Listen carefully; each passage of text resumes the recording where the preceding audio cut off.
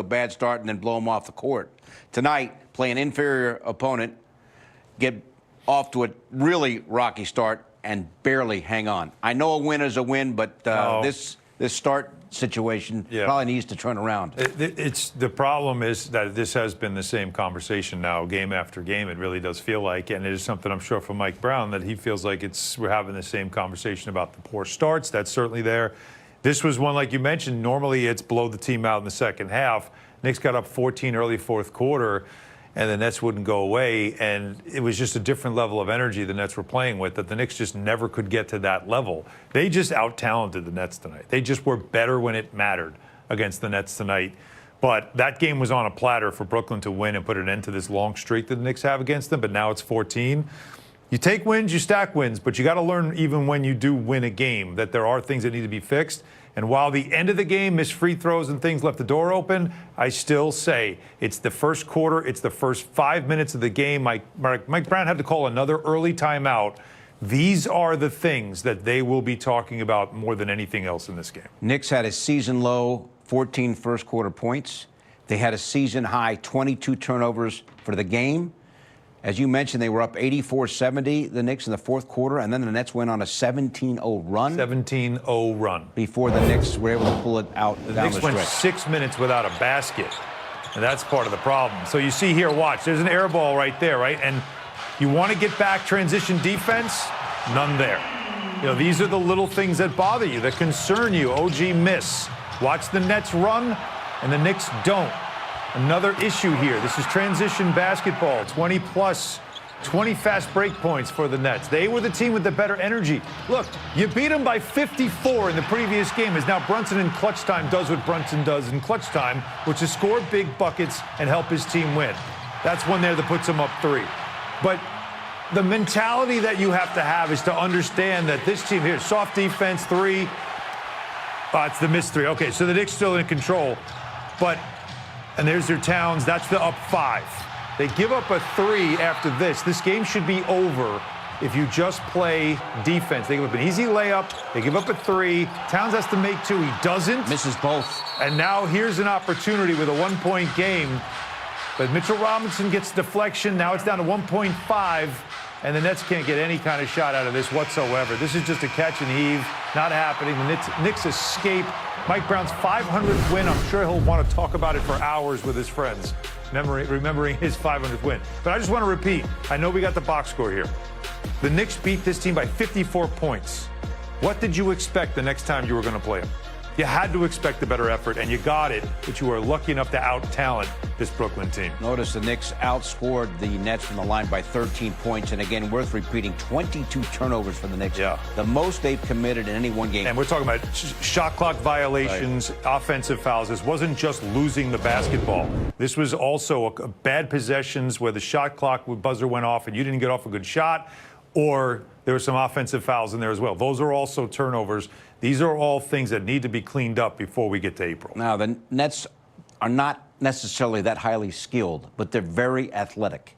And Jalen Brunson came up big down the stretch, but they made his life miserable. Now, obviously, he's coming back off the neck injury. Yeah, he didn't look himself. Missed the Pacers game Tuesday night, but there's something about the athletic double on Brunson that seems to be slowing this offense down. Yeah, well, any truth to that, you think, at all, or what? We have seen the Knicks go to two-guard offenses where Brunson's off the ball. That has worked very well, and that takes it away. We have also seen the Knicks set screens, and then when they trap that screen, Brunson's quick with the pocket pass.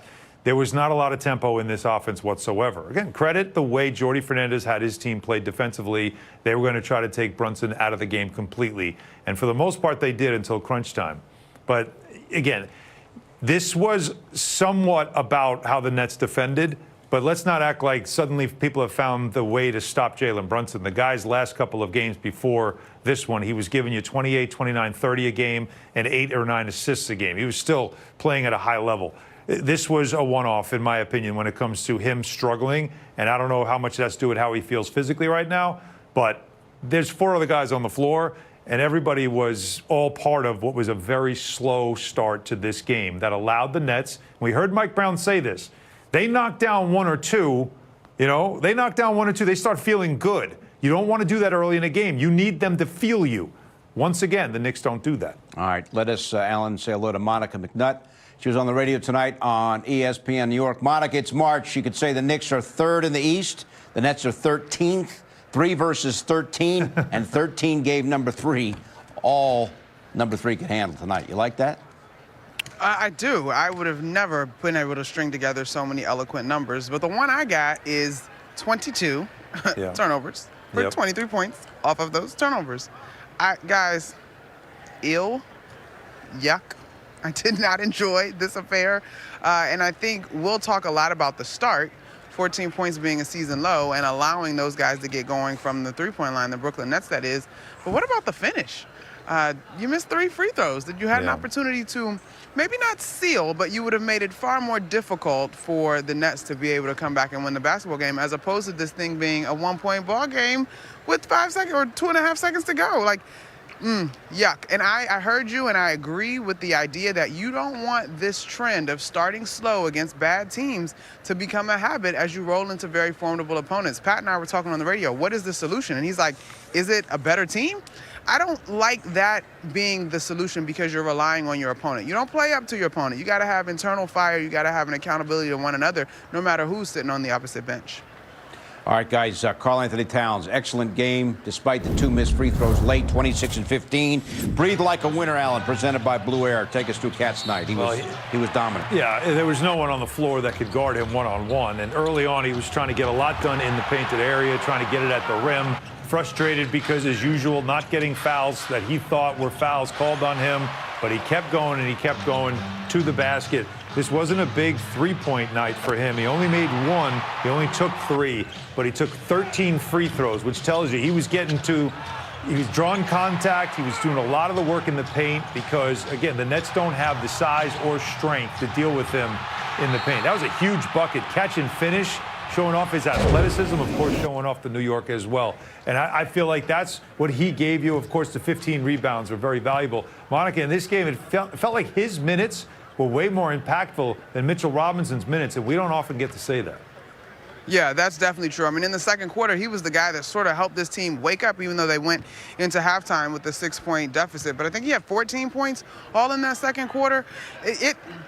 There are positives to pull, but there's a whole lot of head-scratching moments. We had Mo Diawara with us post-game, and it was good to hear from the young rookie, like, that wasn't a great game for us, right? Like, it wasn't, but we're fortunate that we were able to get the win. I asked him, what's happening, Mo? What are you observing that is causing you guys to have this trend of these sluggish starts? He didn't quite have an answer for me, and I understand, but he did acknowledge that it's something that this team has to address. So as long as they are all on one accord that it has to be addressed, the next step is to actually address it.